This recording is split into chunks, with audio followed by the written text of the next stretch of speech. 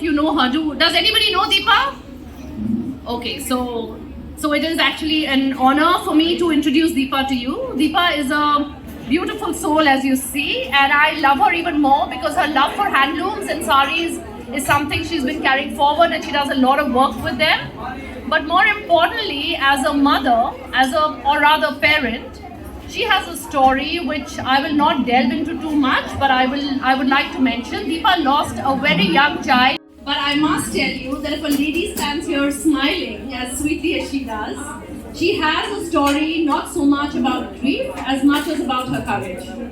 I'm going to give her the mic to say a few words before I ask her the questions that inspired me. And I'd request all of you to have all ears because this is something we must hear. Thank you, Deepa, for coming and taking time out for us. And here goes. It's entirely my pleasure. Gurgaon Moms has given me an identity. It's given me an identity where I know a lot of people. I'm also very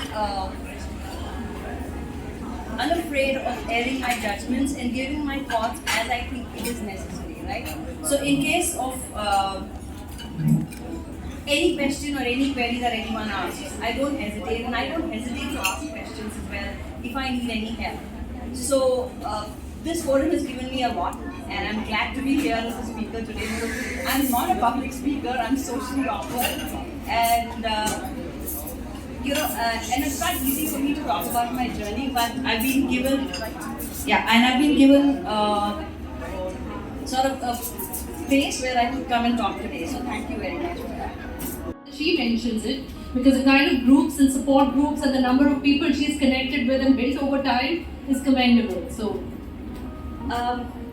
So, I have been volunteering since I came back to India, and I've done a lot of work. I've written content writing for, done some content writing work for SOL students' villages. I've also taught conversational English to wives of army jawans whose husbands were posted as president's bodyguards. So I've done that for about 3 years. And the reason I'm a volunteer is because of the amount of voluntary support I got when my son was terminally ill.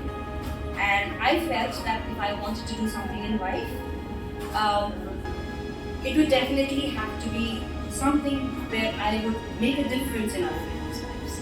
That's one thing that I learned, and I try to do that to the best that I can.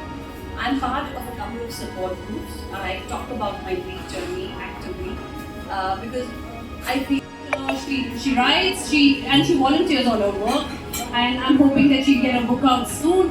And she helps a lot of support groups. So Deepa, the next question therefore is, what are the kind of support groups that you volunteered for, that you worked with, and why did you think it was important to join groups? There was also a conversation I heard where you reached out to somebody because you saw a picture of a girl. So could you please share that with us? So this was the early days of Gurgaon Moms. It was the early days of Gurgaon Moms, and it was just starting. So that's the power of support groups. I think we pick each other up when someone is low, and when we are low, there's someone else who comes and tells us, hey, it's going to be okay. And you learn a lot of coping mechanisms that's really popular. And you also learn to challenge yourself, get over your fears, your frustrations. And in that way, I can say one thing, that grief really empowered me. Because hadn't I gone through the entire experience of losing my child, I may not have been as empathetic as I am, or as easy to talk to as I am now.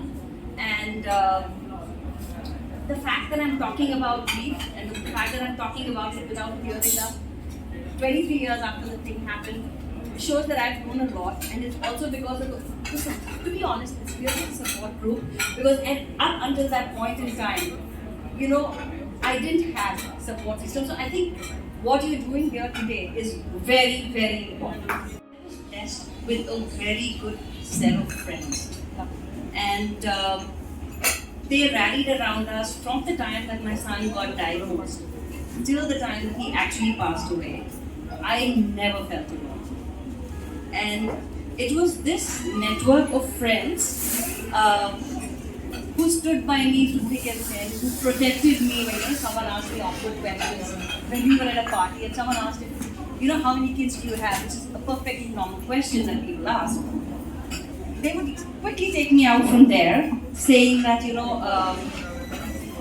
very quietly, just take me out of there, to get out of that awkwardness. That kind of protectiveness, that kind of, when people in India or around the world are generally awkward around you, they just don't know how to listen. They offer unsolicited advice, which actually ends up hurting us more. And the other thing is that those are the times you need to be reaching out for your friends, because even though it's a time when you want to be left alone with your thoughts, it's also the time that you need each other the most. And that's when the real friendships survive, because the friends who pull you out of it are the ones who know your needs the most. And the other thing is, be kind. It never hurts anybody. And just be a listener when someone is grieving, and don't try to tell them things from your point of view, because you will not understand. So it's entirely a different ball game, because you're telling them something from your limited experience, while what they're experiencing is actually very, very different from what you can actually even imagine. So don't give unsolicited advice to me. That's my advice.